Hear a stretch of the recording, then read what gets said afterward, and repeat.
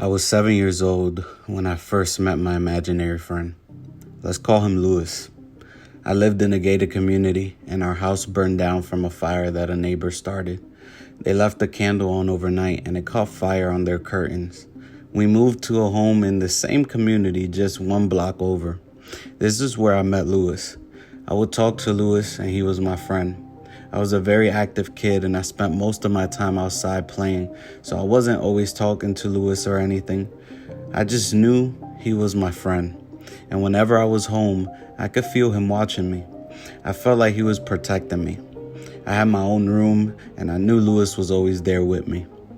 My parents wouldn't pay me attention when I'd tell them about Louis. I would have lots of dreams of a man looking through my window or standing at my closet.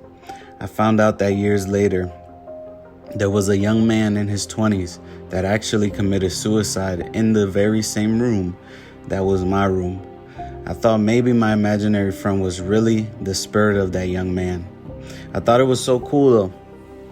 It got to the point where I'd tell Louis to close the door for me, and my door would close and lock itself. I showed my friend once. We were playing tag and I ran into my home. He was right behind me. As I ran inside, I yelled to Louis and I told him, "Close the door." The door swung shut, boom, and locked. When I came back outside, my friend was confused, like, what happened? And I just laughed, and I told him that was my friend who closed the door like that.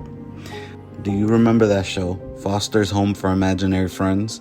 Well, the Lord just brought it to my mind. And he said, Emmanuel, you used to watch that, and you decided you wanted to have imaginary friends too. I can only imagine how many kids watched this show and also did the same thing. This show was creepy. This show was about imaginary friends that were conjured up by kids, and they either forgot them or grew up and grew out of, the imaginary friend stage. And so this home became a home for imaginary friends, and this kid decides that he's never gonna let Blue, his imaginary friend, get adopted by another kid. Notice how this Foster's home, all of them are monsters, where these imaginary friends are waiting to be chosen or, selected or move on to another child's life. That's creepy. I'm not sure at what age it all stopped, but I do remember all the nightmares I will have.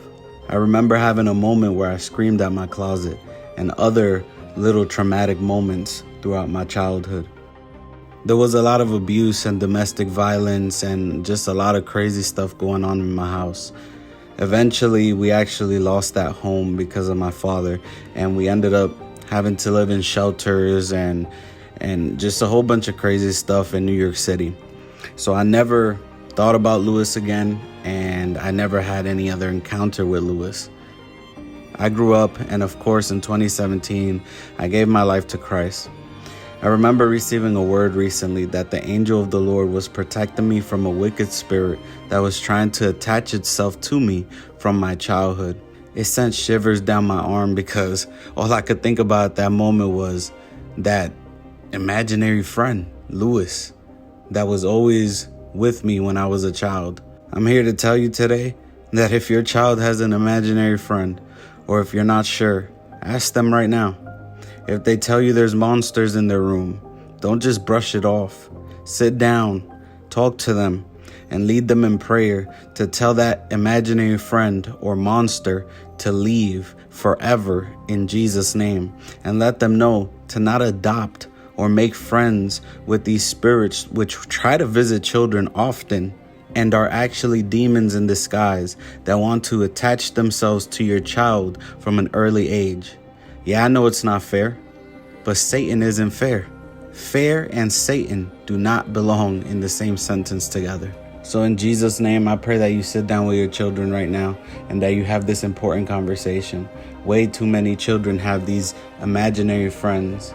You could see a ton of pictures of kids with imaginary friends, and these friends actually show up in the pictures. God told me to tell you this. Your kids aren't dumb.